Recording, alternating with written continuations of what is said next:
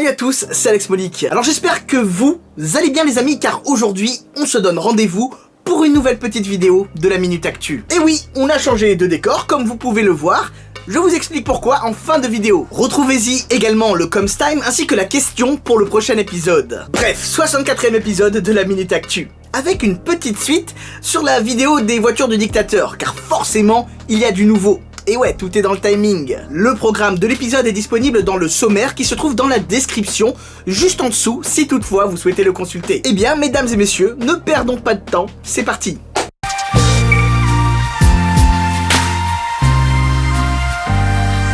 Alors, j'ai envie de commencer cette Minute Actu en vous parlant de la nouvelle Ford GT. Hein? Quoi? Comment?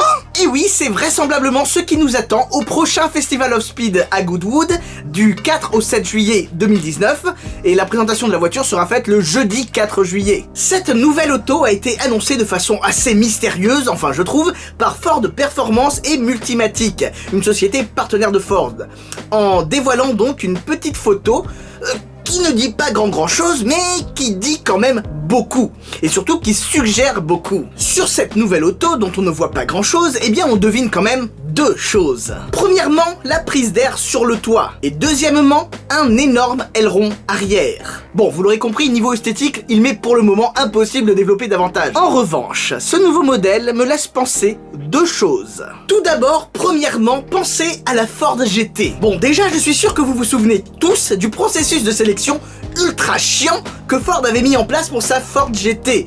D'ailleurs, processus qui a été très décrié, vu qu'il favorisait certains au détriment de d'autres, qui pourtant semblaient beaucoup plus qualifiés pour en avoir une. Au début, sauf erreur de ma part, la Ford GT était un véhicule qui était limité à 250 exemplaires à travers le monde. Puis, par la suite, ils ont rajouté 250 nouveaux exemplaires.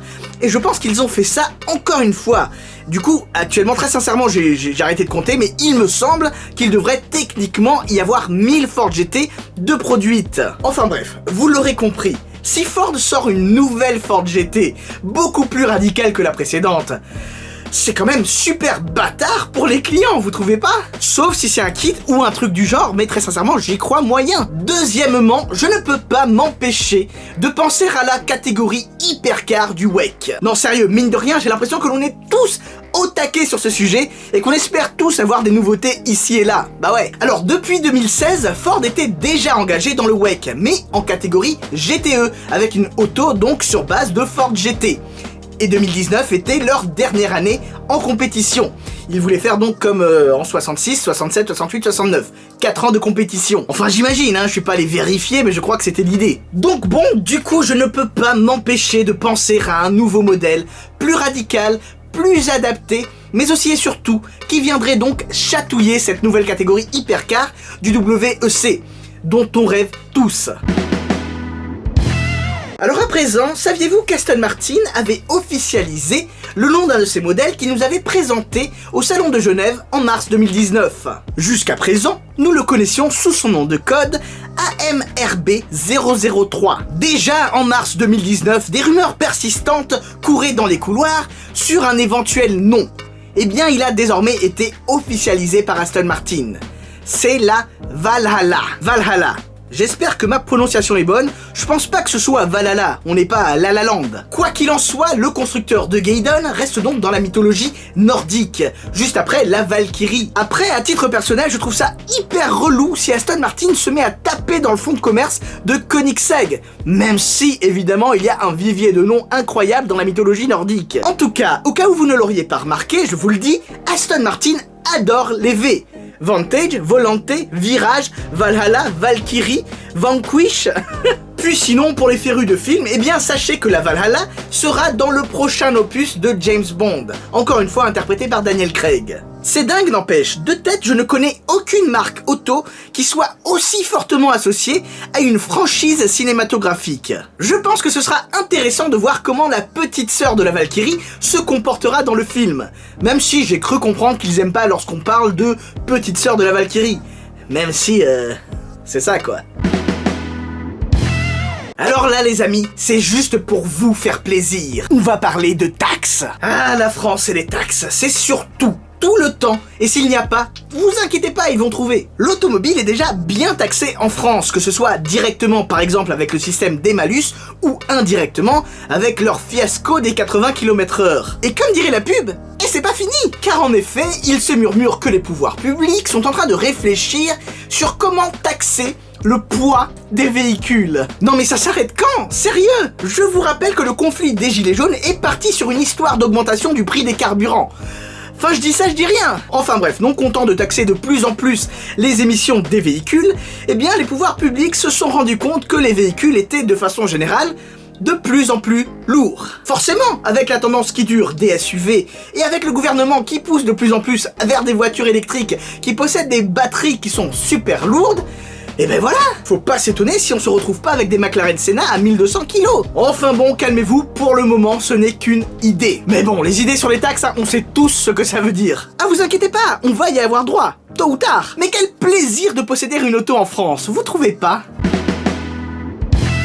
Bon allez, finissons avec du joli. Dans ma précédente vidéo sur les voitures saisies du dictateur, eh bien, sachez que ce n'est pas fini. Évidemment que l'histoire n'est pas finie. Je vous avais dit que le monsieur avait plein de voitures, et pas qu'en France. En effet, voilà environ 2 ans qu'il s'était également fait saisir à Genève, en Suisse, environ 25 voitures, dont une Lamborghini Veneno Roadster, blanche et crème, complètement horrible si vous voulez mon avis, mais c'est pas là la question, ainsi qu'une des 7 ou une des 6 Koenigsegg One One. Alors pour résumer, la Suisse avait fait saisir les voitures, mais faire saisir des voitures c'est bien, après encore faut-il en faire quelque chose. En France, à Paris, elles avaient été mises aux enchères et vendues. Et oui, ce sont bien les Bugatti que conduisait Akram à Paris. Oui, vous avez été très nombreux à me le demander ou à l'affirmer, mais je ne suis pas en mesure de vous dire exactement si elles avaient bel et bien été achetées par Akram ou non.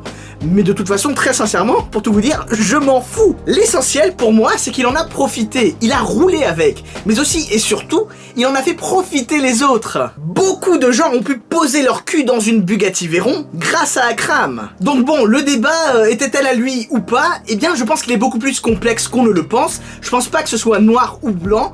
C'est beaucoup plus complexe que ça, mais comme je vous ai dit, on s'en fout. Ceci dit, vous êtes libre de penser ce que vous voulez à ce sujet, ça va pas changer ma vie. Bref, retournons en Suisse. Alors, les voitures ont été saisies, c'est une chose, puis la procédure traînait, c'est le quotidien de la justice, mais le problème c'est que ces véhicules-là, il faut les entretenir.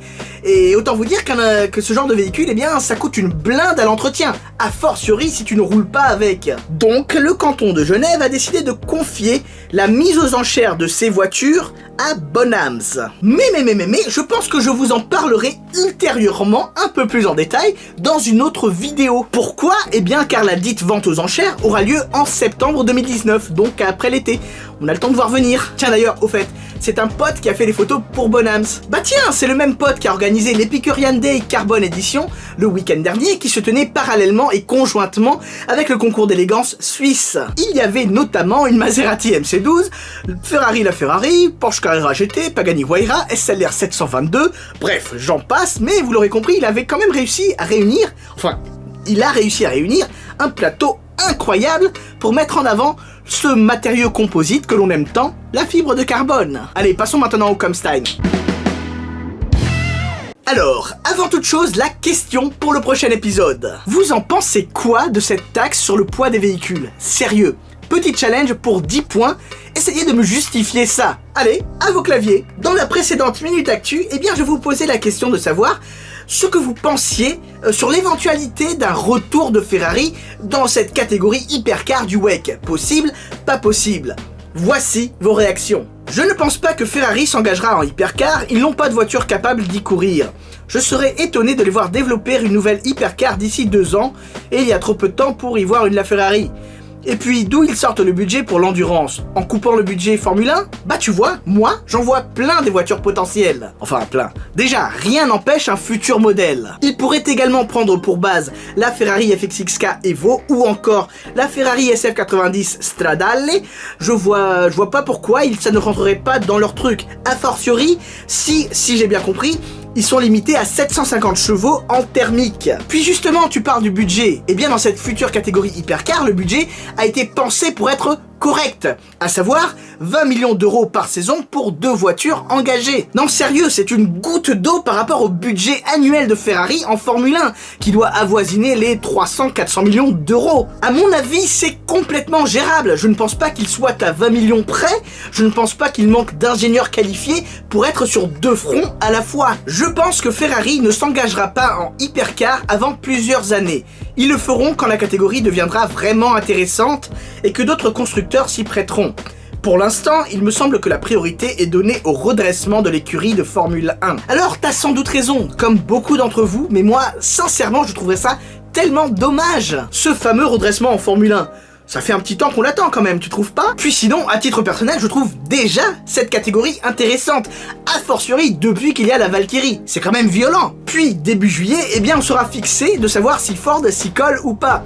Avec sa rivalité historique entre Ford et Ferrari, peut-être que quelque chose va se créer, qui sait? Je ne pense pas que Ferrari ira au Mans en hypercar. Le règlement est connu dans ses grandes largeurs depuis plusieurs mois, voire années. Ils auraient eu le temps de préparer quelque chose, une annonce, un dossier projet. S'ils viennent, ce ne sera pas la première année, qui n'est que dans 14 mois. Ça c'est vrai, il y avait beaucoup de grands constructeurs qui étaient présents lors de l'élaboration même de ce règlement, histoire de satisfaire tout le monde. D'ailleurs, il n'y avait pas que Ferrari, il y avait également Porsche, BMW, Audi et tant d'autres. Donc oui, ils ont carrément vu venir le truc et ils auraient pu anticiper. En revanche, la participation d'Aston Martin n'a été officialisée que lors des 24 heures du Mans 2019. Cette année, il n'y a même pas 2 semaines. Tout comme Toyota d'ailleurs. Qu'est-ce qui nous dit que Ferrari n'a pas déjà préparé un truc en interne, mais que ça ne fit pas, et qu'ils attendent le bon timing pour annoncer tout ça? Vous vous souvenez du Special Project P80C? 4 ans de développement et personne n'en savait rien. Alors oui, je sais, je suis sans doute ultra optimiste, mais j'ai envie d'y croire. Alors voilà, passons maintenant aux news de la chaîne. Alors vous l'aurez remarqué, hein, le décor a changé. J'avais envie de tester un nouvel angle pour voir, pour changer, et visiblement, eh bien, vous avez adoré. Tout comme le nouveau format d'ailleurs. Donc je me suis dit c'est super cool, je vais faire un petit sondage YouTube. Sur les 1200 votants, eh bien, à 64%, vous souhaitez que ceci devienne le nouveau décor des vidéos. Donc bon, même si pour moi c'est un petit peu plus compliqué de filmer comme ça, au niveau des spots lumineux, etc., je pense que du changement est dans l'air. N'oubliez pas que le concours d'élégance de Chantilly, eh bien c'est le week-end prochain du 30 juin.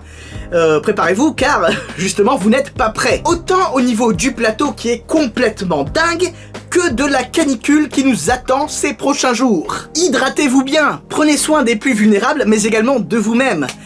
Et bah c'est tout, hein. Ouais, je crois. En tout cas, merci de regarder les vidéos et pour votre soutien continu. J'espère qu'elles vous plaisent. Visiblement, j'ai l'impression que ça a l'air d'être le cas. Vous connaissez la chanson. N'oubliez surtout pas de liker, commenter, partager. C'est super important. Quant à moi, je vous dis à très bientôt pour de nouvelles vidéos. Mais surtout, n'oubliez pas, on n'a peut-être pas la même voiture, mais on a la même passion. Sur ce, je vous dis à très bientôt.